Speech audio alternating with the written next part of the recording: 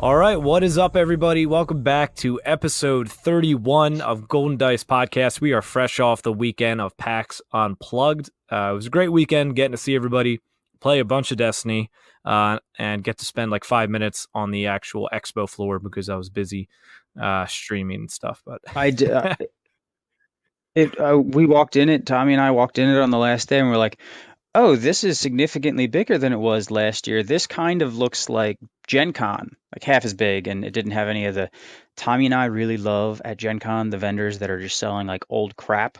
Like we'll buy boxes and boxes of like Star Trek TCG for $5 for an entire box of packs. It's fantastic. They didn't have any of that there. We looked. yeah, I got to go up there really on Sunday as I left because I wanted to stop up there, and it was pretty cool. I do wish I would have had time to demo games and stuff, but I didn't really feel comfortable leaving like my computer and all my streaming equipment unguarded downstairs. I think it would have been fine, Yeah, but part of me just felt weird. I mean, you pretty much did it the entire day anyway. What, left it there? for like for like hours at a time, for like a round at a Yeah, time. that's fair. I guess I just felt more comfortable kind of getting up and checking on it anyways. But either way, it was a good weekend. Mhm. And with me on this episode, I have Scott. Scott. I jumped in before being introduced. It's fine. Tommy and Shane suck. They didn't want to come on the podcast with us. I don't know. Yeah, I mean, Shane doesn't. Shane, it's expected. Yeah, but Tommy, you Let's see. expect We more from started him. this podcast. We're getting close to a year. I think it was like the first week of January, second week of January. And we've been doing Thursdays ever since then. And then Shane all of a sudden was like, "Oh yeah, I stream Fortnite on Thursdays now." I'm like, you could have picked any other day, but that's who he is, man. Yeah. All right, so PAX Unplugged, man, it was great.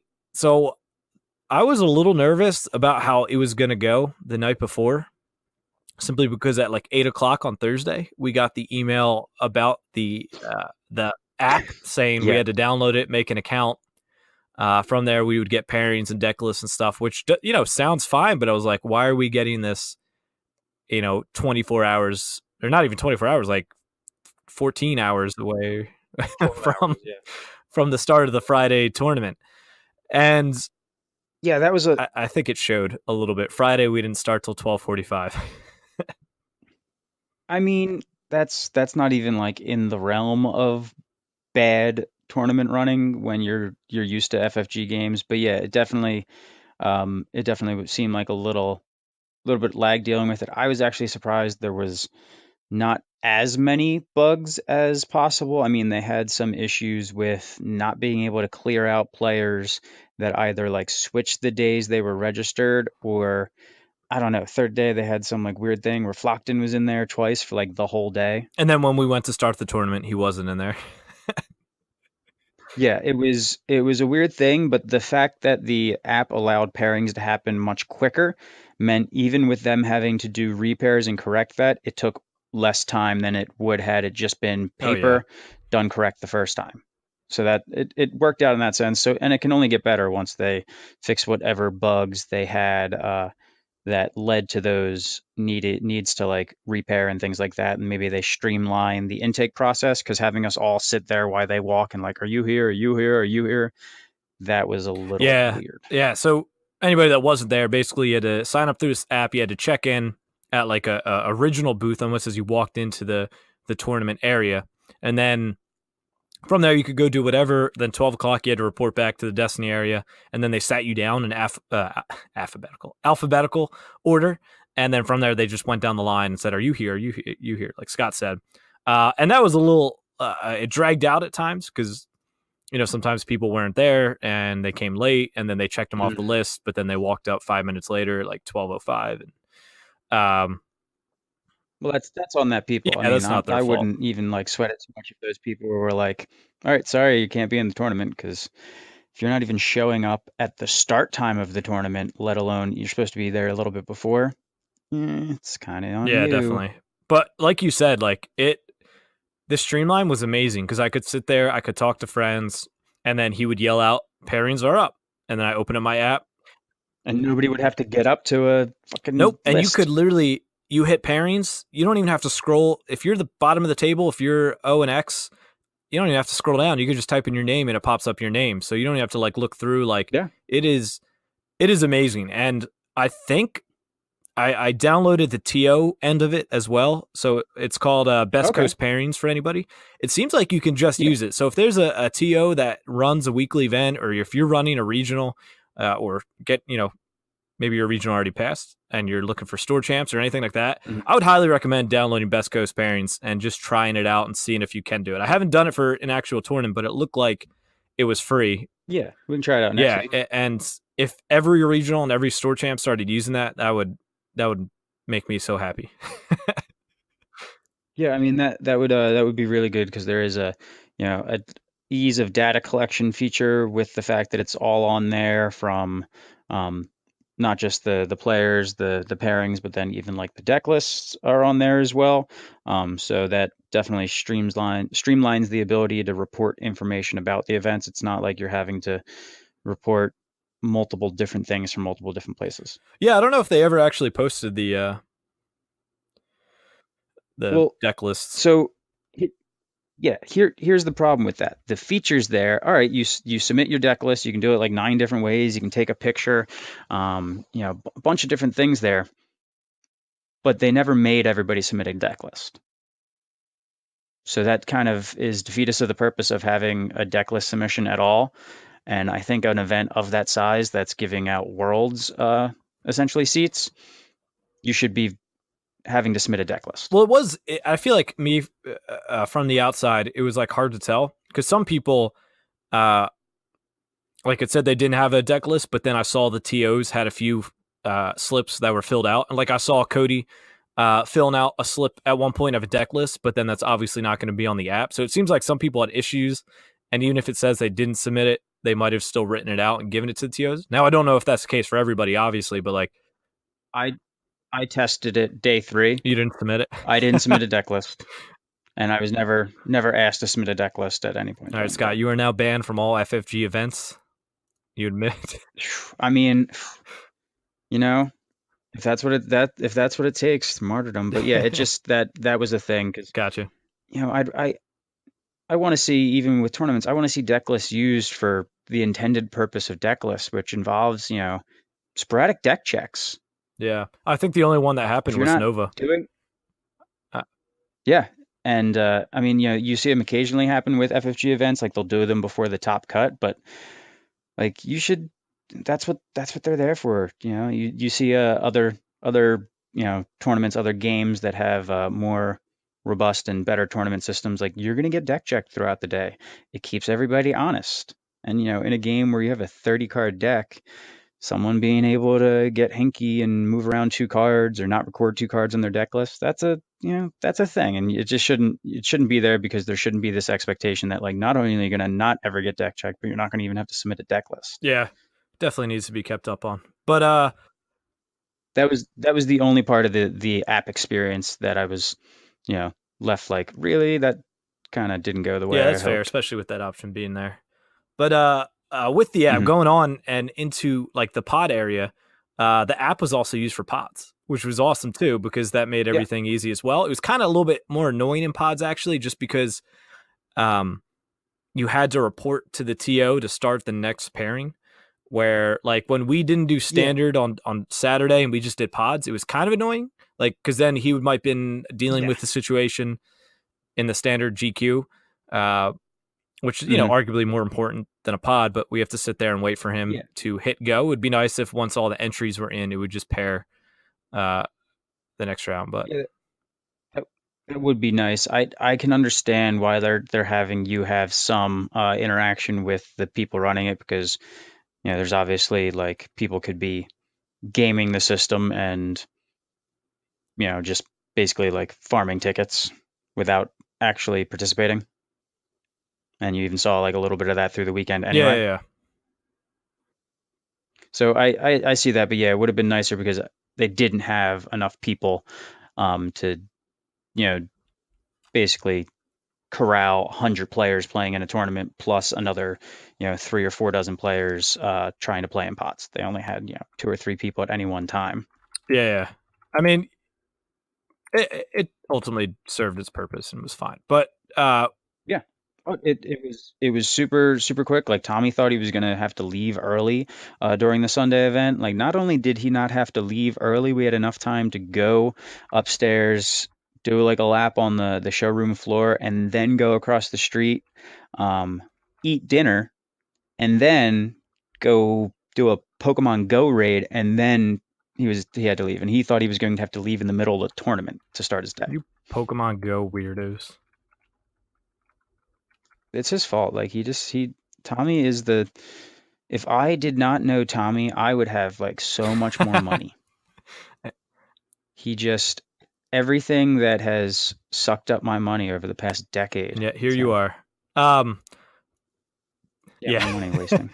But so overall, and that kind of plays into the feel of how Cascade revamped their ticket pricing. So you got 2 tickets for a win, 1 for a loss. And for the GQs, if you hit 4 wins, 5 wins, and 6 wins, you got 2 tickets extra for each mark you hit on that, I believe. And if you 3-0'd a pod, you got 2 extra tickets for that. So you get 8 tickets Yeah. for 3-0ing a pod. And this was just awesome Mhm. because the O2 drop thing was pretty bad in terms of people feeling like they got money's worth out of the GQ. And then just being able to do Mhm. pods, putting $10 in and knowing you're going to get 3 tickets. And also the fact that the new spot losses were 10. So you could do a Yeah. GQ, lose every game, get up to 6 and do 2 pods, you're in. Or if you do a GQ every day. And Yeah, lose yeah, every game. yeah. If you lose every game. Or if you do the GQ all 3 days, you end up with 18 tickets if you lose every game. And that gets you a new one. And you could get an old one as well if they were bumped down to 8. So Yeah. I thought it was great. Everybody that I knew there walked away with at least one of the new spot losses, which was fantastic. I I walked away with 4 on the weekend. I only did 2 days of the GQ, and I only did I want to say 3 pods total. And I didn't like I won one of the pod. I think I won at least 2 games in each of the pods that I did, and I won one of them. But the best I did in the GQ was 4-2, so I didn't do all that well, and I still was able to get up to I think like 39 tickets, and I borrowed one from Riggs and was able to get 4 new spot losses. Whereas like last year, I was 5-1 on the first day where they messed up the prizing, so they had to give us way more than they were supposed to. Did at least double the pods, if not more, and then was another 4-2 on Sunday, and I only got 3. Oh, wow. Yeah, so I did half as much work and still ended up with 4. Now, obviously, like, depending on your perspective, if you're just looking to resell, that means the prices aren't going to be near as high, but like, $300 for a spot gloss was a pipe dream to begin with. I'm surprised it ever happened, and obviously it didn't exist Yeah. for too long. Yeah, I will. It's just much better from the standpoint of for my investment, I felt like I got way more. Yeah, and that's what it's all about as well. And just all the changing of the pricing really went into that, along with the extra tickets handed out. The 2-player mat actually sold Mhm. out, which is funny. Yeah, well, I mean, it's a cool thing, but it's not like a 30 ticket cool thing when you'd have to like struggle to get those Nope. 30 Yeah, tickets. it was only 10 tickets. Yeah, they had a lot of cool stuff there. I think it's a good idea to drop the pricing on the older stuff. It encourages people to get it, but obviously, like, it's not going to move if you don't do that because they're just going to get like less utility out of it. Yeah, so it was great. So shout out to Cascade and Steve for doing that. Steve was a super nice guy. He was on the podcast, I believe it was our last episode 30. It was super nice getting to talk to him this weekend, but it was funny because he definitely has no idea who I am. I walked by at one point. I was like, "Hey, Steve, how you doing today?" He's like, "Hey, you." And I was like, "Yep, no idea who I am." Yeah, you were not. Yeah, you're probably wearing the horrible yellow shirt. Didn't even Maybe think I about could have had the nice new one on. I don't remember what day it was. they are nice new ones. Yeah, they don't make us look like idiots. Hey, now those golden shirts and red shorts were the best thing to ever happen. You did not wear red shorts. Well, yeah, you it wore was cold sweatpants. Yeah, well, that's no excuse. All right, so we could jump into the actual tournament. So I'll just read through the Friday and Sunday 6-0 and 5-1 decks, just so we can then just kind of go from there, almost, I guess, of how we feel like the day's shaped out, rather than reading one, dissecting it, then stopping, going back to the second one. So I wouldn't read them all out individually. I might lump some of those into archetypes together because a few of them are very, very similar. yeah, that's fair. All right, well, so day one we got Jin Cassian with our boy Eldest 6-0. Well done to him. Yeah, Eldest, he's a two-time first day, Yep. two-time first day Galactic Yep, Qualifier R2P2 champion. last year, I believe. Yep. Yeah, so well done to him. We tested with him a lot. He's kind of been, he's not a Golden Dice like member per se, but he's been very much in our testing team. And Shane's the worst, but props to Shane because he has been really working with Eldest on that Jin Cassian, and they went 6-0 with it. Shane detracted from him. You would have went 7-0 without Shane. Probably. Yeah. After that, we got the L3 Engineer AR deck. We got Vader Greedo. We got the Yoda L3 AR deck. And then after that, we got two more L3 AR decks. Then we got a Leia Lando mill, a Yoda Cassian Annie mill, Vader Battle Droid L3 AR deck, and then a Snoke Afra Battle Droid. And that's all the 6-0s, which was only one on day one, which was Jin Cassian, and the rest of those are 5-1s. And we had 88 people on day one. Which honestly is nuts. I was expecting, I'm like, all right, if we get 60 for day one, that would be good. And then we walk in and like there's like 90 some people registered or whatnot. It's crazy. Yeah, I was not expecting that turnout, and also that it maintained in day two is 95. I mean, Saturday's just a better day, but I was really curious if Saturday's Standard was going to take away. And yeah, I was wondering that because obviously people's perceptions of Standard right now, but I think, your Standard format in any game is your big default format. That's just is what it is, I think. Yeah, definitely. And especially with the new format, I don't think people cared as much if they didn't do as well. They knew they were going to get to play the whole time. Yeah, and it's like one of those things. If they had switched, if like Standard was on Sunday, how much would it have been? But yeah, it was probably good that it was on Saturday because that drove up attendance that may have otherwise. Because I know there was a ton of people that were like, yeah, I'm not going to do Saturday. I mean, all of us, and then even other people that we talked to. So do you want me to do? I'll do the day two Standard, so both 6-0s were Thrawn Snoke, which if you've been paying attention to anything like regional wise or national wise, that should be no surprise to it. You did have some Vader Greedos sneak into there, 2 of them to be exact. Otherwise, you're looking at a Jin Cassian, another Thrawn Snoke, and then your more unique decks, I'd say, would probably be your Bala Sienna Night Sister armored reinforcements. Obviously, Sienna can, she's an astromech unto herself.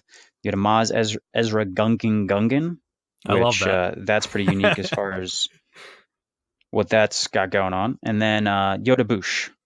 And obviously, like Boushh's thermal detonators and resource disruption on demand, combined with the enabler that is Yoda.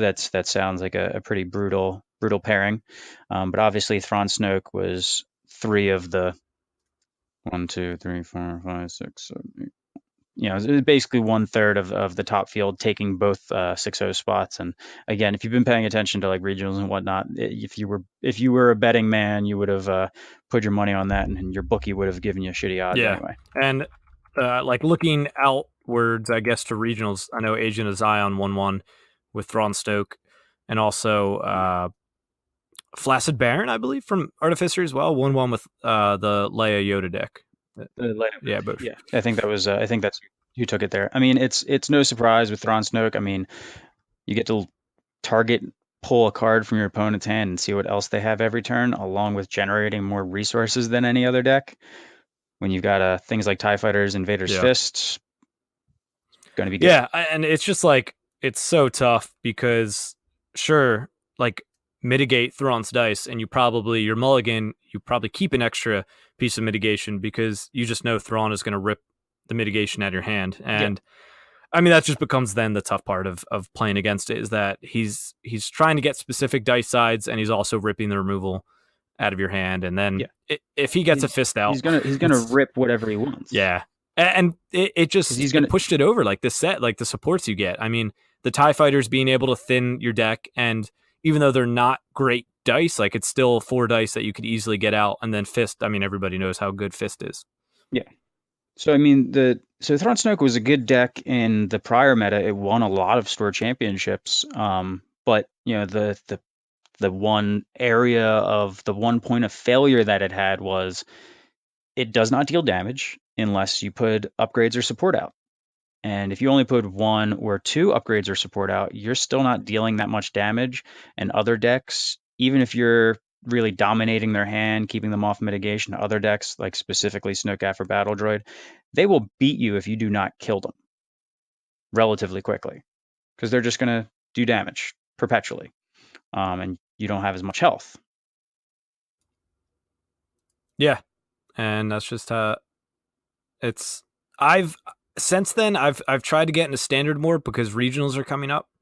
And of course the first few games when I hop onto TTS were against Thrawn Snoke, which was, I mean, it was okay simply because like that's who I'm gonna have to test against.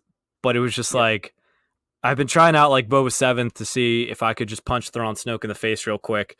And it's been great, like bait and switch into Boba Special while the Fist is showing a 4. Like, that's great. But then I'm only doing 4 damage and he's rolling out that die 2 more times. And even with that big punch in the face, I still can't keep up with it. And if they get a battle droid out, there's just, I can't do, what are they, 20? They start off with 23. I can't do 29 damage as fast as they can do 21 with Boba 7th.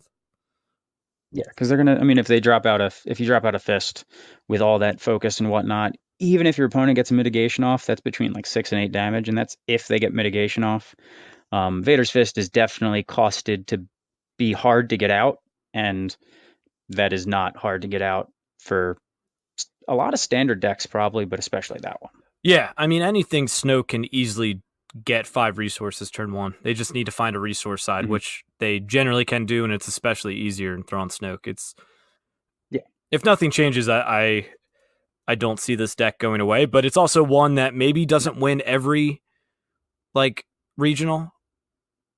It definitely depends. There are some decks out there that that have a shot against it, and if you are not if you don't know what you're doing with Thrawn Snoke and you just take it because you're like, oh, it's the clear best deck, it's winning everything. If you don't know what you're doing with it, you're gonna fall really fast, real quick, because you're gonna be just calling the wrong things every time you activate. Yeah, exactly. I mean, Honestly Sarcastic and J-Rod from On the Hunt were the 2 6-0s, and I mean they were playing it well. They were making the good calls to get the cards that they needed to get out of their opponent's hand at that time. And like if they know what they're doing, it has such a high ceiling that it's so hard to match. Yeah.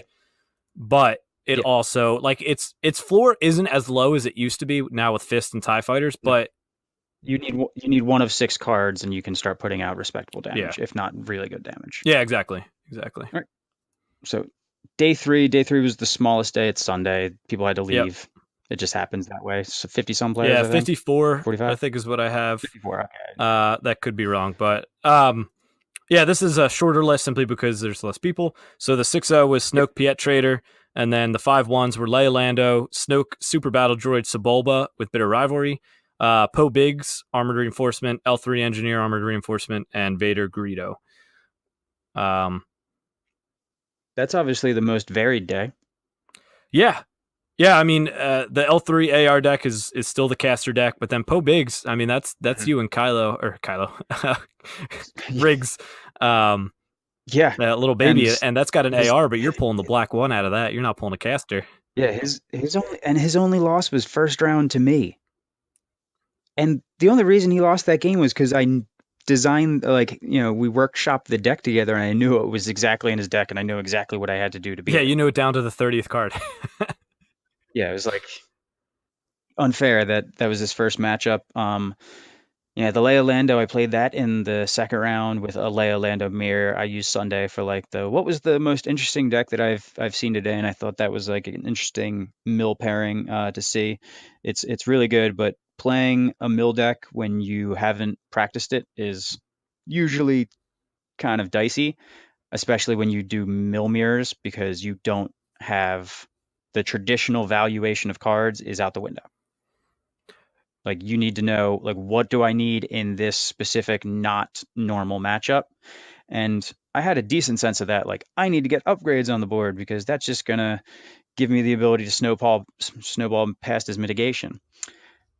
The downside was I don't know where my Senate Chamber dice went, so I played the Senate Chamber, but never activated it. I did its power action a bunch, but I didn't have the dice, and that definitely, along with my lack of experience in the matchup, made it not. The game got away from me from a point, even though I was probably in the head to begin ahead to begin with. But it is the type of mirror matchup that the person that wins is probably going to be the person that easy pickings both Lando dice and keeps lay off that power action for that turn. And Lando rolled out resource for me, and they went away. Yeah, that's I ran the 3-wide mill deck on Sunday. I actually felt like mill goes into that AR list pretty well. I don't think it's an auto win or anything like that, but I played against Minion, who was running Leia Lando on Friday, and I was running the Elite Yoda single die L3 Gungan AR list. And man, it was brutal. And then I was talking to him at the end of the day, and he said he went 4-0 against caster decks. And I was just gonna say it felt like a good counter against what the field was. It's like people are still gonna bring caster decks, so why not run mill? And I finished 4-2 on the day. I was hoping to squeak out one more of those wins against the Snoke Super Battle Droid Sebulba. I ended up losing to, which I was hoping I could have won, but he got a fist out early, and then I didn't mill the other one for Flames of the Past, and that was that. That's mill decks. Mill decks really can't deal with Vader's Fist because of just it's one card that gives you so much every turn. Yeah, it's not a normal support. So yeah, it's the you can say like it might be fairly costed resource wise, especially because you're having to spend this stuff. But in a mill matchup, it's its value as a single card that can deal as much damage as it can. The fact that it has resource costs doesn't matter in the mill matchup because you're probably not having things to play. Yep. You're just like, oh, sure, I'll spend one. I don't care. I'm not playing anything else. And if you don't have to play anything else, that's extra cards that you have. And obviously, it's a card that doesn't require much in the way of rerolls because it's got 4 damage sides, so your likelihood of hitting it early is really high. He also did get the Umbaran hover tank out got to resolve that for one of the specials, which was brutal. So then I had to Flames in the Past that, and I was hoping I'd get the fist with that. But You'll Flames anything. Exactly. Anything that you might as well. Day 3 probably had, like I said, it's got the more varied. It has the more surprising decks. Like Snoke Piet Trader, I don't think should be a surprising deck. That was a deck that has existed for a bit. But obviously the Snoke Super Battle Droid Sebulba, that is clearly a middle finger towards AR decks, specifically Shadowcaster AR decks. They are running Sebulba. That deck's definitely running a 2-time Sebulba's always wins. They're not playing around with, it's probably running Vandalize too, because you should. I think I've seen that deck list. I think he definitely had one. He also had Nefarious Deed in there, where it's move a token to another card. You are not messing around with you're going to get the Sebulba's always wins off some way. So that definitely put a lot of pressure on. I think it would probably be a near, not an auto win because I don't think there is an auto win against the Shadowcaster deck because it can deal so much damage. Like it can be online for 1 turn, and they could activate it 3 times and kill you. But I definitely think that deck would have a really, really sizable advantage to that. And rigs with the Poe Bigs. I thought I was like thinking that was the other deck I had built. I'm like, maybe I'll take it today. I took it in pods the day before, and I was able to 3-0 even around some really wonky matchups. I'm like, this feeling pretty good. But then I'm like, people are going to they got Vandalizes everywhere, and Vandalize hurts that deck a lot because you're running 2 cost vehicles. And then he goes 5-1, and the only matchup that he lost was the guy that knew his entire deck. What was Chip calling that deck? The Cherry Surprise? Big's Cherry Surprise? Yeah, I mean, yeah, in the pods, I got Zach with the combo, the wombo combo aspect of it, where I'm like, oh, you're playing the cool 20 point Palpatine. That's awesome. It'd be really bad if he died on the first turn. But otherwise, like, that happens occasionally, but you do have to play straight up with it. And I think Riggs and I both separately came to the conclusion that like you should run Black One as a two of in that deck because of things like Vandalize. So even in the game Riggs and I played, which was on stream, he hard played Black One first turn. It only costs two. That's not a big thing. I vandalized it, and then he armored reinforcement it back, so it came out again, and he got BB-8 on it, and I vandalized it again. Well, guess what? By the end of the game, he had Black One out with BB-8 on it. That's hilarious. Yeah, running two BB-8s as And well. and here's the problem: vandalizing that thing off and vandalizing BB-8 means you get another reactivation play with it. Oh yeah. Like you have to do it, or otherwise you're eating a fair bit of damage. But if you run two of them, you can be a little bit resilient to the vandalize, which um, I think we both thought like, oh, we'll try this. And I don't know if he thought it was going to be as effective as it was, but even in our game, it was super effective, and he had the ability to win, even though I came out super strong with the mill. I hit exactly what I needed to hit as far as like mitigation, and it's still like in that last turn, if he had rolled a little bit better, I would have been cooked. Cool. So that's our that's our recap of the games, at least for day 1 and 3, since we didn't play day 2. What was your worst loss of the My week worst weekend? loss was Yeah. it. Both I think had to come on day 1. So I said I ran that Yoda L3 AR deck, and I Mhm. started. So this had to be the most soul crushing day because I started out 3-0 and against Yeah, that's like funny. good opponent. Like one of them was J Rod, who ended up 6-0 Mhm. on Saturday, and he was playing the L3 engineer AR list. And so it was a super close game. He actually played the caster, but then I armored reinforcement the N1 in. And it was like, Mhm. I definitely rolled that special well above average of what I like 1 and 6. Um, Yeah. but it was like every time I rolled that special, he then had the answer of like either having strategic planning in his hand, or he had the 2 resources to re-ready it, or he had removal to get rid of it. So that Mhm. was like probably the closest game that I ended up taking. But at that point, I'm 3-0. I then play Vader Greedo, I believe it was. And that was the guy that Mhm. eventually got to 5-0, but I think he lost the pair down. And that's why Yeah. Eldest was the only 6-0. But Mhm. turn 1, he got Vader's fist down. And then turn 2, he did Fear and Dead Men, and I didn't draw into Yeah, Scruffy you're to gonna lose stop to that. that. So it was it was brutal. The amount of damage that I had on my board compared to him was insane. And I managed to go off a little bit and catch up, but by then I was just so far behind. And then Yeah, it was, I good. was gonna say, then right after that is when I played Minion, who teched his deck hard against casters, and he was running that Yeah. Leia Lando mill, and that destroyed me. And then I was on tilt for game 3, and then I just made bad decisions. Not to take away from that, or from my third loss, from not to take away from the guy I played game 6 with Snow Gaffer Battle Droid, but I was just burned out at that point. Yeah, I mean, like the cash deck can come back from a lot of things. Maybe a first turn fist followed by a second turn fear and dead man. That maybe not one of them, but can come close. Yeah, yeah, and it was tough The because I'd problem beat is one with there. that earlier. I beat the Vader Greedo just Yeah. earlier, and I felt confident into the match, but it just turn 1, he rolled double shields and the double resource, and he took both of them, and then he won the roll off, so he took Theed, so that's how he was at 5. Uh, I mean, yeah, that was brutal. the problem with that is if he drops the fist, even if you swing back super hard and kill Vader, Greedo's not toothless because he has the fist still. Oh, definitely, and So if like it's close, you he could have could made a roll that comeback in. in that second turn. Yeah. You could have made a comeback on the second turn and then still ended up losing, even if you kill Vader. Whereas if the fist isn't on the board and you kill Vader, unless you have like 2 health left, you're gonna win.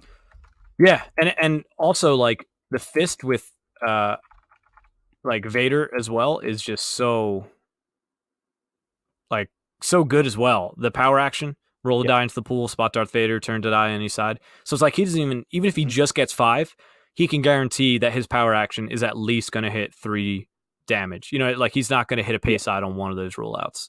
No, it's awesome. Yeah, I had a matchup day 3. Again, playing a mill deck that you've not played before, and then going into a mill matchup. Not a good thing, especially when your opponent's running things like no questions asked, and he hits your. So I finally roll in with actually something to talk about. 2 Lando 4s, 4-for-1s, and a stealthy special. So I'm like, oh, I'm gonna get 8 cards off his deck. That is like big fucking play there. Yeah, no, he no questions asked it and gives me 3 resources to take away those 3 dice. I'm like, all right, yeah, cool. 3 resources might matter in like a matchup where they're trying to deal damage because maybe they drop another big upgrade. But in a mill matchup, yeah, no, it doesn't matter. I could have been 10 resources and wouldn't have mattered. That's funny. So would you say that was your worst loss? Oh yeah, that was the only game in the weekend that I was just not in. I actually, or even like my last game that day, it was tough because I was playing against Dooku Snoke, and there's no way in that matchup to keep him from basically resolving a Snoke power action with Dooku's dice. Like it's it's going to happen once a turn, guaranteed. Like there's really no way to play around it with the mitigation that you can run at that point. Like he'd have to roll impossibly bad, since he obviously gets to turn one of his dice to begin with. So it's like, all right, eat 5 damage, eat 5 damage, eat 4 damage. There goes a dead character unless you healed them. And the turn that I drew Dex's Diner was the 3rd turn. I'm like, well, this would have been good to see the first turn because I already had 6 damage on me by the end of the first. Man, that reminded me of my game 1 on Sunday. That was actually a pretty bad one too. I was playing Elite Snoke Single Die Vader with Bitter Rivalry, and he turn 1 got down Way of the Force to make Elite Vader Elite Snoke. And I was playing Mill, and I just didn't draw Vandalize to get rid of it. Yeah, I was about to say that's a card you vandalize. Yeah, didn't get it, and then I drew into it, but Yoda was dead at that point. and then Flames of the Past, it wouldn't have mattered even if I Flames of the Past that, because at that point he power action Vader's resource sides, and he played a Chain Sickle, an Heirloom, Way of the Force, and Darth Vader's Saber. So I was like, all right, this is a great game. And like you said, I can't stop him from power actioning like a Vader die. And if he's power actioning a 6-for-1 like that, it was crazy. It worked super well that game at least. I think I actually finished above him. I think he finished 3-3, but it was just like that game. It's just like, man, that was brutal. Yeah, there's certain things like that deck's going to be really, or that's especially like the Dooku version, it's going to be really good against some stuff, especially like Mill deck because I'm not really pressuring Dooku, but then it's going to be really bad against other things. Yeah, and specifically anything that can pressure Dooku. Yeah, I mean the Bitter Rivalry is hilarious because like it doesn't like against Mill, it's like perfect. It's like sure, I'll take 2 damage. It's so irrelevant. Well, he was playing Solidarity. He wasn't playing Bitter Rivalries. Gotcha. Yeah, again, Solidarity. If I'm pressuring with damage, your mitigation is not there because it's all over the place. Yeah, that's actually interesting that you played Solid. I played 3 decks with Bitter Rivalry on Sunday. 2 were that Sebulba deck. 2 damage and a card for your opponent. That is a pretty steep downside, but that 1 point can really open up some stuff. Like a Super Battle Droid is super good with Snoke because you can force it to be damage. Yeah, part of me would wonder if I would just want to run like an Executioner over it. I mean, they did the testing, so I don't want to just jump in and say this is definitely better. But you get 1 health more because you lose a health on the Super Battle Droid, but now you're not taking 2 damage, and he still has a resource side, but he does have that 2 pay side, that 2-for-1. That's the 2 pay side does matter, and again, it's just one of the best things about Snoke is if you get his power action off every turn, you probably win that game, and that can make it so your opponent has to mitigate that dice every turn. Yep. All right, so this kind of I'll segue almost with Bitter Rivalry a little bit as we just talk about our overall feelings of the meta. We'll break it into Standard and Trilogy separately, but we'll start with Standard just because we're talking about Bitter Rivalry a little bit right now. Yeah. Well, basically Snoke Thrawn. Like, I mean, we talked about it. I don't think there's a deck that can consistently beat a top player who's running that deck. So the question becomes, do you balance with the Force one of those characters, giving either Thrawn or Snoke a +1, and in doing so doesn't destroy the deck because Bitter Rivalry exists. So they could run that card, and then suddenly Thrawn has 10 health, and you have an extra card. Does that make it fair enough? Or do you think it shouldn't be touched at all in any sense? I mean, so if, and I've said this on the Facebook group, if we get a balance of the Force anytime soon, it has nothing to do with Thrawn Snoke recently. All that stuff, presumably on the playtest side of things, if they're going to balance of the Force stuff, they're doing some thought process behind that. Maybe they're doing even some like internal testing with FFG, but then they're also having to send it off to Disney, Lucasfilms, whatever you want to call that end of it. It takes time to get things done. So like stuff that's happened in the past 2 weeks probably isn't going to be a huge influence of any RRG that we might get within the next month or so. You just haven't had the lead time. So if we're getting an RRG anytime soon, whatever's in it is going to be based more on the previous meta, and then obviously whatever the designer and the playtesters' thoughts would be like moving forward. Then once they've seen like, oh shit, this stuff is really good. If we think about that more with the new cards, is it still too good? And like that's kind of like the Ayla case. Yeah, I mean, she got hit coming out of a meta into a new one, and part of that was like, yeah, she was really good previously, and then they probably also saw some stuff coming out that they're like, yeah, we really don't want that. Now now that she's like one of the most blatant, like obvious, like yeah, run a deck with her. They see some new stuff like, yeah, maybe we don't want a 5-die hero vehicle deck that starts with 2 of her. Yeah, and it's interesting because nobody even attempted to run like Bitter Rivalry with that deck either. So I wonder like if that is too steep. And as we look at like Thrawn, Snoke, especially, it's like, do you bother? Like if the issue is one of them, Thrawn's going to rotate out at some point. Yeah. So do you even bother touching him? Which means I feel like you probably will go for Snoke, because I think all of this block is above the curve of what the first block was, right? We've just seen an increase to points, to health ratio, character-wise, definitely. Yeah, exactly. It's but I feel like everything that. We were talking about that a little bit before too. I was like, I feel like Snoke's just gonna like he's above the curve of the new curve, which is already higher than what it was. Snoke is not a. I mean, even if you exclude all the Awakenings characters, all the Awakenings block characters, and you just look at like the white box characters, Snoke isn't a 13-point character. Yeah, he's got more health. He's got a better dice. He's got a better ability. He's not a 13-point character. Yeah. The only character that he remotely stacks up to as far as like being a 13-point character is Yoda. And Yoda's probably not a 13-point character either. Especially when you add in like the power that is special training. Do you feel like if they hit one, they have to hit both? If they were to hit Snoke? I do feel like if they hit one, they should hit the other. Because I'm saying that they're both obviously not 13-point characters, even if I think one is more like a 14.5-point character, or maybe one's like slightly better than the other. I think they're both not 13-point characters, so I think they both should hit both. But I think if there is a situation where one does and the other doesn't, it would be Snoke over Yoda. That's fair, because you want just because Snoke ended up top of the mountain. Yeah, I mean, I think... And Snoke can deal damage. Yeah, exactly. I was going to say, he's got the 2 indirect. Like, he can close a game. Like, that... In Thrawn Snoke, people go Thrawn first, and then late game, those Snoke 2 indirects suddenly become 2 direct sides, which is solid if you roll out into them. Obviously, you prefer to use him to focus into your more powerful dice, but they can be very relevant. You have 3 sides on. It means you have a 50%. You have a 50% damage side on your deck, whether you have the actual damage or you have the focus into other damage. Yeah, and his power action isn't eating your dice almost like Yoda is. You know what I mean? Like if Yoda special chaining is powerful, not denying that, but Yoda, for you to get 3 resources, you would have to take a resource turn, and turn into another die in which you can get a resource or do damage from. Where Snoke, you could just roll out on irrelevant character and Snoke for resources.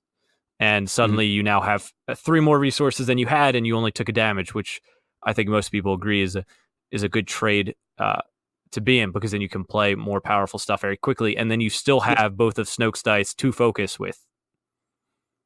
Yeah, it's just the type of thing like they've clearly both of them, and then Snoke probably a quarter step more have shown that just looking at overall cost of characters, they're not appropriately costed. Yeah, and you want good support characters, obviously, to enable different types of decks. But like I feel like Talzin was a good, like she in her specific type of deck, she does it like great. The odd cost package, the witch magic stuff, like all that is very, very good, but it's very specific to one type of deck. Where Snoke, it's like, what do you want? Vehicles? All right, Snoke. What do you want? Just damage upgrades? All right, let's do it. And it's just very powerful. You could probably even fit him in like a mediocre mill deck, but it's like a mill deck that should have been awful is now decent because Snoke could power action for 4 discard. Sides barely do anything, and then just get more discard sides. Yeah. It's just the type of thing that like those two, I'd be pretty surprised if they both of them were to survive another RRG, and I think that would be a mistake because I think you're going to have to come out with another RRG in like a month and a half after that, and that probably would be a bad look. Yeah. Like if you're having like all of a sudden you realize like, oh, all of our regionals are won by predominantly the same deck.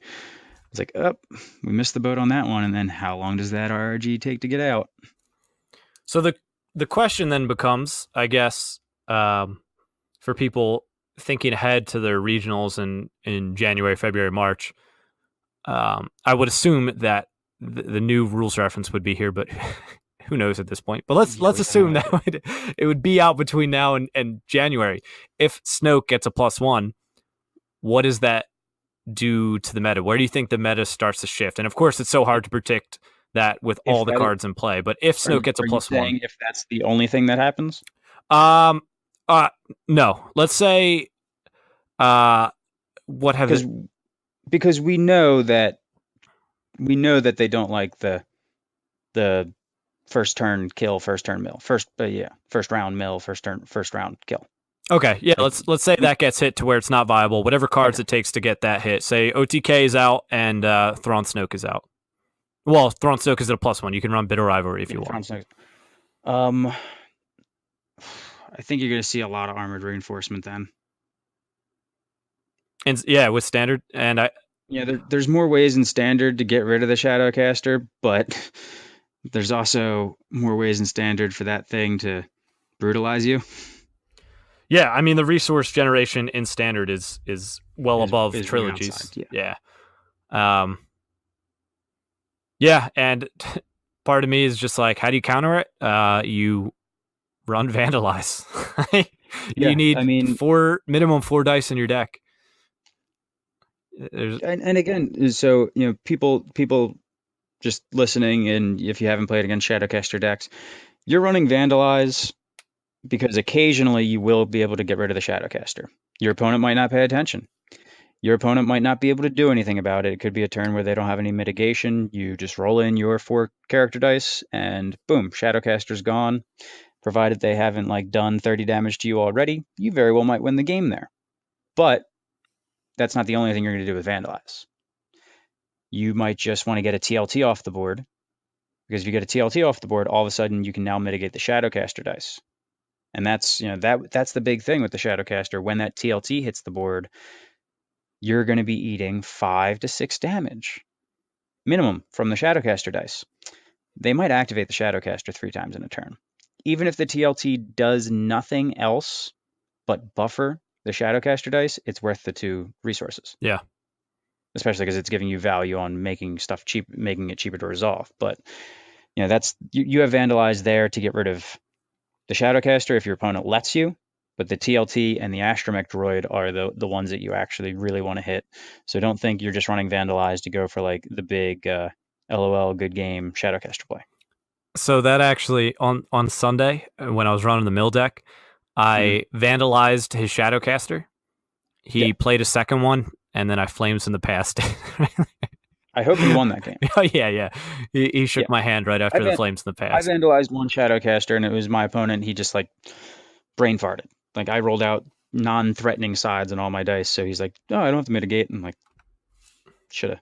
Yeah, But I know Eldis had success in his 6-0 run where he was, Jin Cassian is not a deck that you would look at and say, "Oh, this should have a Vandalize in it," because your character dice are very, very valuable. But just getting rid of that Astromech, which doesn't cost you any character dice, or getting rid of a TLT, is really important. And it's especially important in mill matchups because let's say you've milled away an Astromech and a TLT, and then you vandalize away the other TLT. All of a sudden, you're just like, oh, yeah, I can mitigate that dice like once or twice a turn. Easy. well, yeah, that was what really helped me out in my matches because, especially the L3 Engineer deck, you know what they're about to play in terms of mods. Yeah. So hmm if they took the TLT, I would then do Scruffy Oh, yeah. and say upgrade and get that out of the way. And then Yeah. bare minimum, if they I play hope. another one, I can, like you said, vandalize it or flames in the past it. Yeah. With the mill decks, because you're ending up with so many of their um, mods in the discard pile. If you can get the ones that do hit the table off, all of a sudden it's much, much easier of a matchup. Um, but yeah, that's the fact that like every deck ever is running Vandalize is probably a little bit of an issue. Yeah. That probably says something about like the strength of the Shadowcaster Armored Reinforcement thing, because the problem with every deck running Vandalize is that it makes some other vehicle decks, like it makes it so a low to the ground, like 2-cost vehicle deck is hard. Especially like that deck Yeah. can't run mods because they're too vulnerable. And like, all right, that's fine to be vulnerable if like it's occasionally your opponent's going to have a vandalize or some, support discarding way. But if every deck that has yellow in it and every deck's taking yellow so that they can run it is running 2 times vandalize, that probably is not. That's probably indicative of, maybe armor reinforcement should have been ren only. Maybe strategic planning should have been not reprinted, or if mods were like in mind at that point, maybe it should have been reprinted with a caveat, upgrade list or something like that, because Yeah. it's basically like we've got some character reactivation cards. All of them have heavy downsides to them. Yeah. They cost 1 and kill a character. They cost 1 and exhaust another character. And the Shadowcaster really quickly gets to be better than any character that can exist. Yeah. I mean, sure, you're rolling out less dice, but ultimately they are going to add up to. I mean, if you hit the 6, you're doing 6 damage, where half the time, if Oh you no. reactivate a character, you're only going to hit 4 damage sometimes, maybe 6 if you have some upgrade on there. But when you factor in upgrades, you're hitting well beyond that on the caster.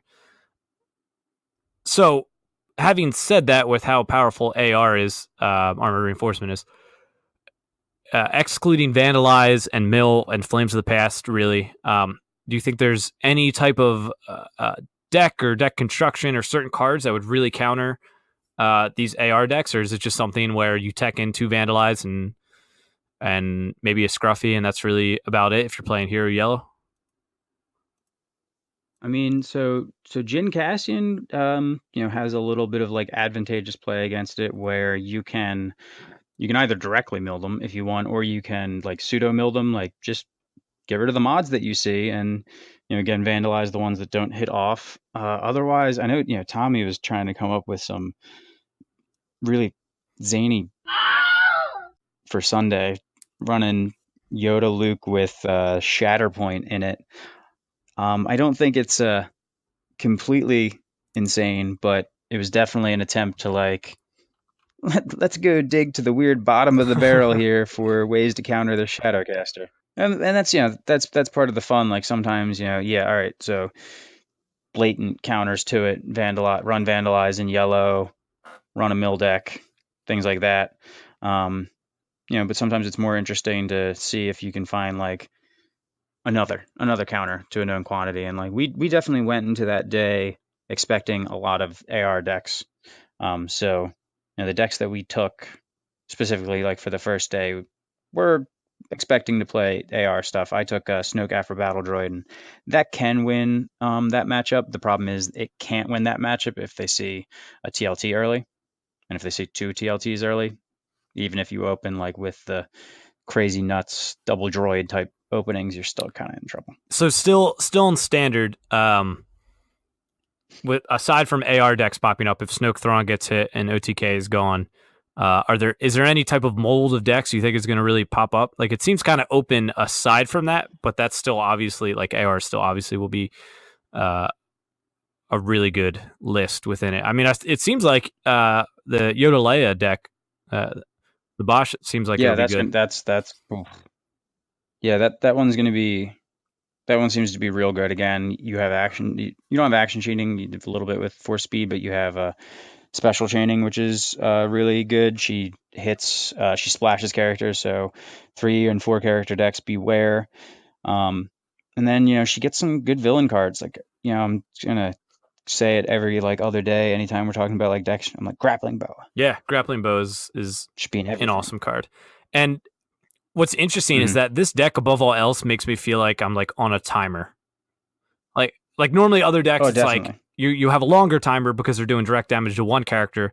But with this, you're taking, if you don't remove dice, you're taking 4 damage to each character every single turn. So it's like if you don't mitigate either of those dice, you probably have three rounds. I mean, it's in the vein of a Yoda Hondo. Certainly, yeah. But probably better because you don't have to see the force waves to deal with the 3-wide decks. You probably don't even need to play force waves. And ultimately, you're probably doing more damage, and it's harder to pay you off because of Leia's ability. You're going to include 5 cards that hit the table and stay on the table. Like I think Flaccid Baron ran 2 Salvage Stand, 1 Backup Muscle, and 2 Grappling Boas. And Salvage Stand's not great. Yeah, the Salvage Stand's just there.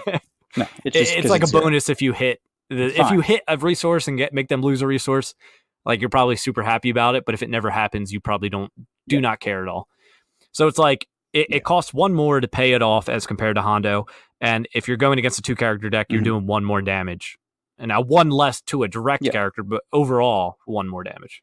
And Leia has actual real damage sides as opposed to exactly. You could hit the 1 or 2.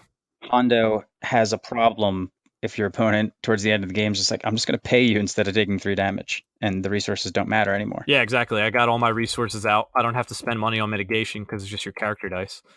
Because what is he? He's like a focus, 2 disrupt, discard, 2 specials, and a blank or something like that. Yeah, something like that.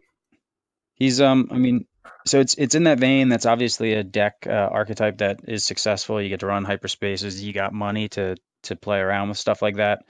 I think Jyn Cassian is going to be good. It's just, it's got flexibility to it. Both characters are good. They come in 2 colors that do have advantageous things as far as standard goes. You can run hyperspace jumps. You can run retreats. You can run packages with like hit and run with a Rex Blaster pistol. Activate both of them. So that type of stuff's going to definitely happen.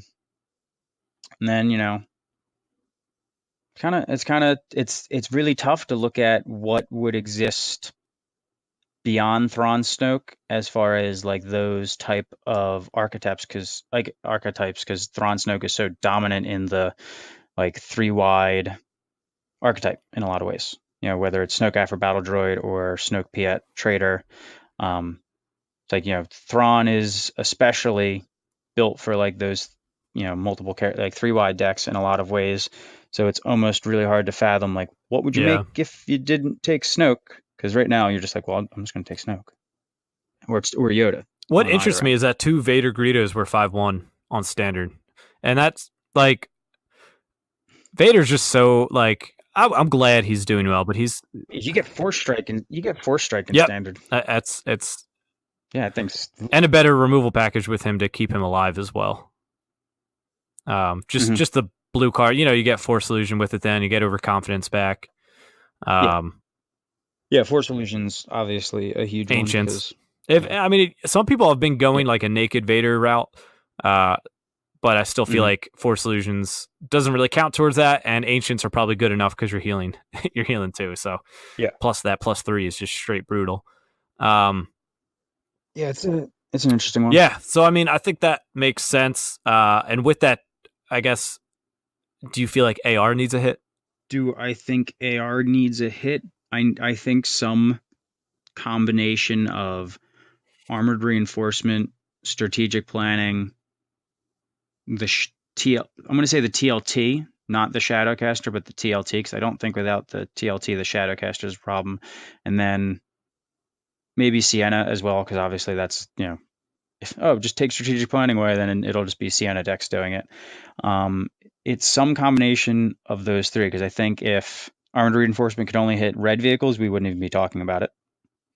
I think if strategic planning could only activate modless vehicles, we might not be talking about, we might be, oh, yeah, no, it's a good deck, but it's not like, doing 24 damage in the one turn you accidentally let it go.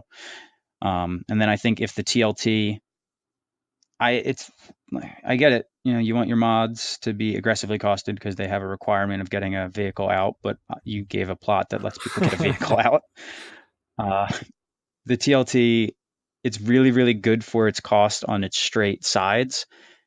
And then adding the fact that you can't mitigate the dice it's attached to, it's like that was probably, maybe the TLT should have been red. Maybe the TLT should have been red only. Yeah. Because I think making AR red only, I think it solves the problem of AR being like an overly attractive plot in a lot of ways.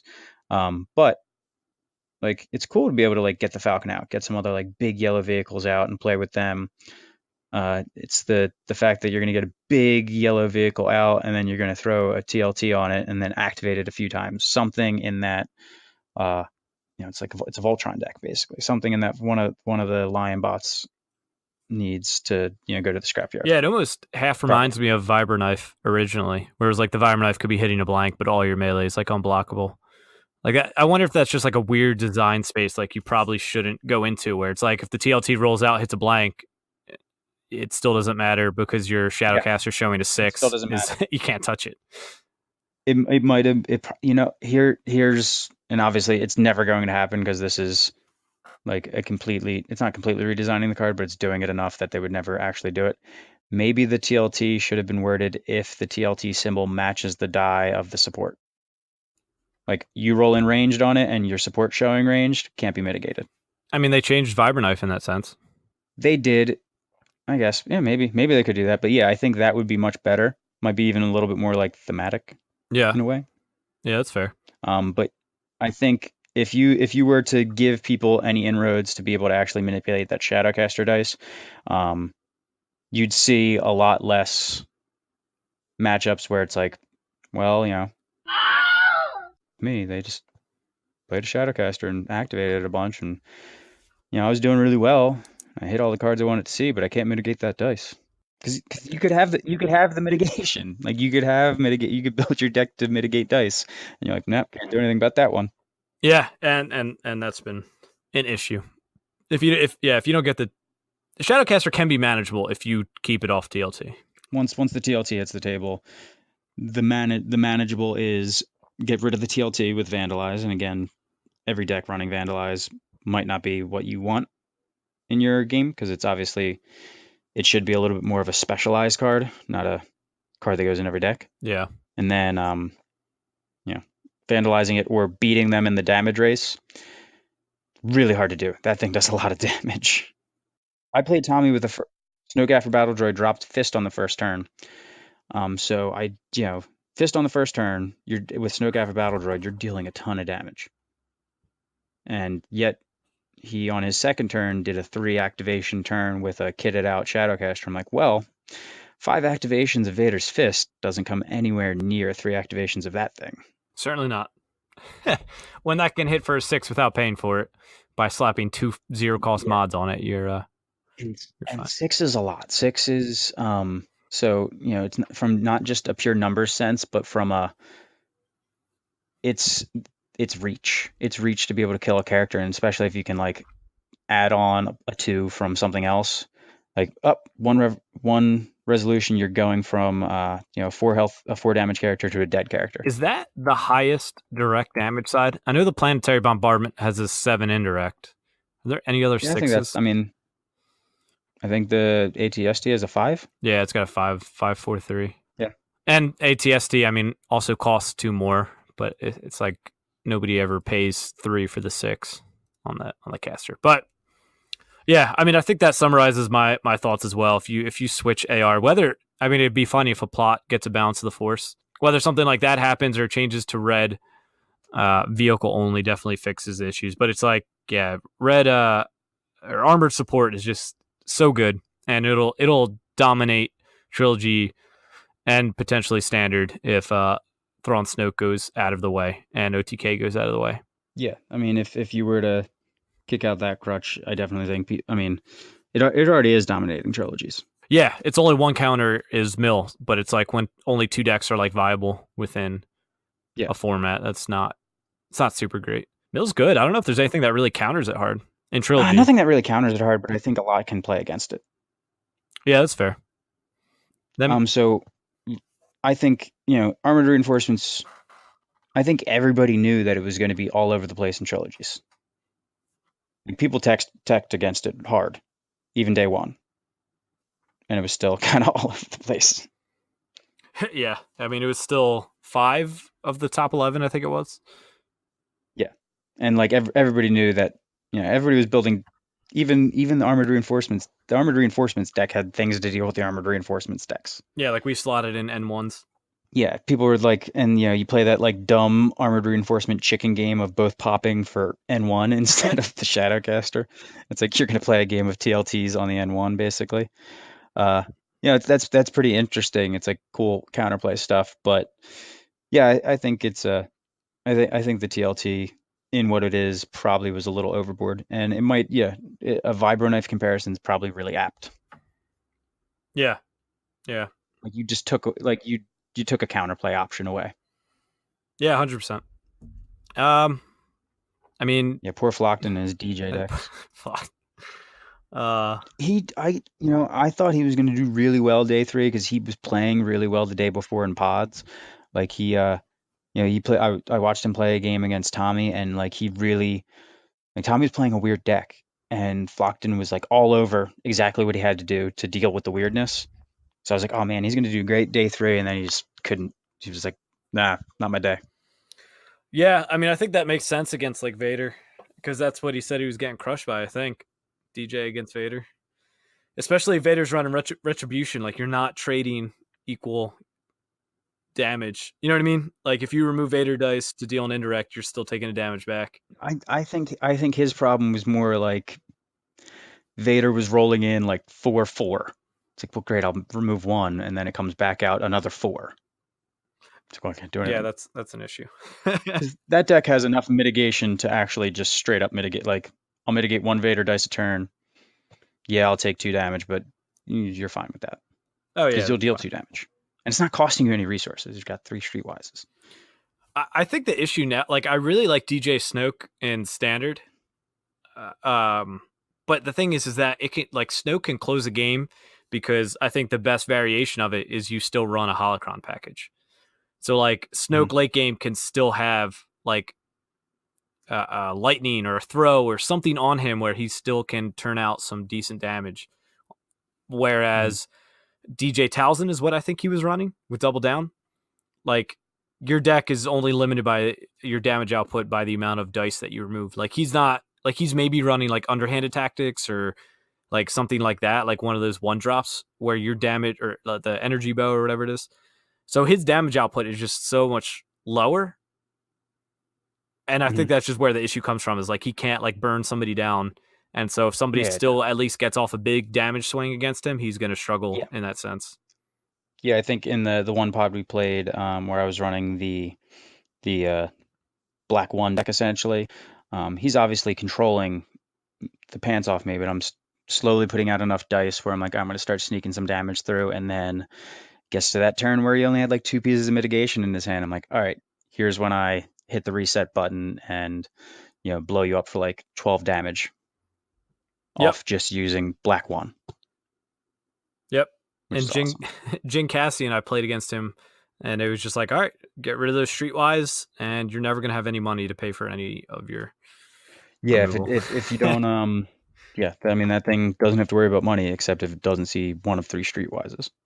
Yeah, exactly. And when you play against DJ, you like slow resolve your dice in a sense, so you're not walking into like those big removals. Oh yeah, that's what I was. In our game took not forever, but like mind you've played with me enough. You know, like when I play, it's like a 15-minute game, even if it's a game that goes like deep into rounds. I play very quickly.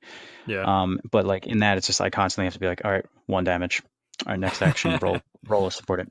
1 damage. Next, I'm not gonna let you mitigate multiple dice.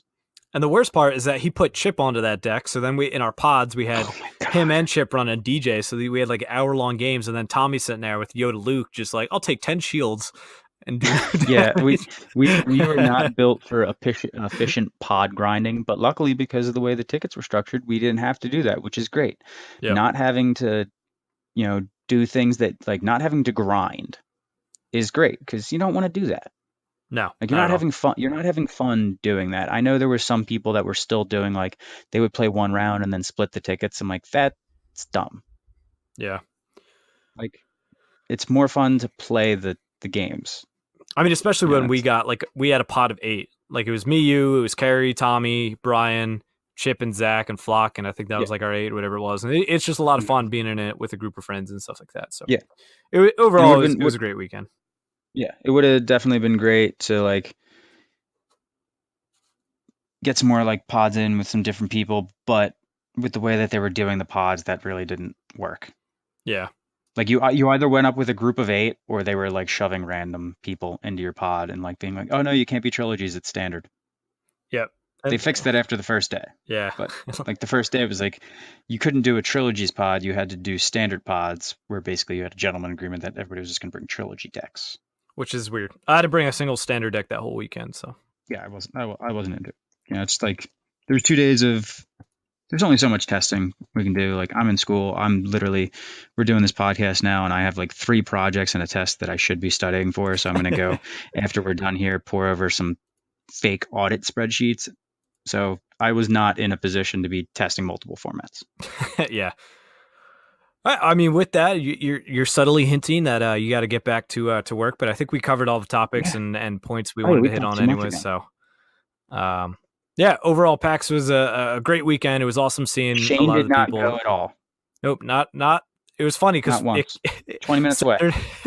Saturday, Flockton was like, "Yeah, I really think Shane's actually not going to go to any of these days." I was like, "Yeah, I could have told you that like a month ago." Such an innocent kid.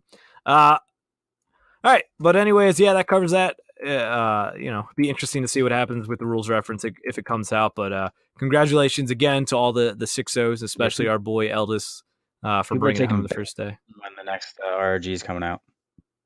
At this point, it'll probably happen sometime over Christmas break. Like I think 15th is a regional, and then there's 2 weeks off, and then it starts back up in January. So my guess is if they're smart about it, or if they're allowed to do it that way, they'll try to do it that way. But I don't know. Who knows? See, my thing is with anything they do, they don't have the ability to time when they're doing it because they don't know Yeah. when they're getting approval. So it's like you send it and you just have to put it out as soon as you get it back because you probably wanted to put it out 3 weeks earlier. Yeah, exactly. But all right, Scott, I will give you, or actually, real quick before I give you the final saying, we are on Facebook, Twitter, Google Play, iTunes, all that good stuff. We also do have Patreon if you would like to support us in that way. We have some Grievous Alt Arts that we're going to be sending out in the next few days, but it's not too late to get on that if you would like them as well. And we're also going to be doing a reorder of our Golden Dice tokens, probably coming up in January or February. And those, I love them. They're seriously amazing. From Jason from On Beam. But yeah, so if you're interested in that, the tokens will be in the $10 tier. The Alt Arts are the $5, but you can even just get into our Discord at the $1 entry, and then from there we can always give you updates about when things are happening, or if you just want to buy them outright from us, that's totally a thing too. So, Scott, you want to close this out? Yeah, sure. So I mentioned it, I think the last cast because we took a break because we obviously wanted to play games as opposed to podcast. I mentioned a buddy of mine is on the next season of Top Chef. Well, the next season of Top Chef, I think airs tonight. It already happened, so I'm sure anybody with their multiple cable packages that can view whatever television they want at any time can pick it back up. I didn't watch it tonight because I've got too much work to do. But Eddie Conrad, chef from Philadelphia, super talented guy, super awesome. into Star Wars, so it's tangentially related. But you know, if you're at all into food or you at all want to like get into food at all, Top Chef, new season, he's on it. He's great. He's gonna win.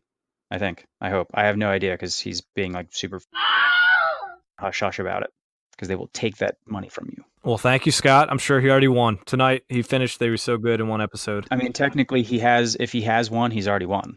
It's already taped. True. All right, everybody. Thanks for tuning in to episode 31 of Golden Dice.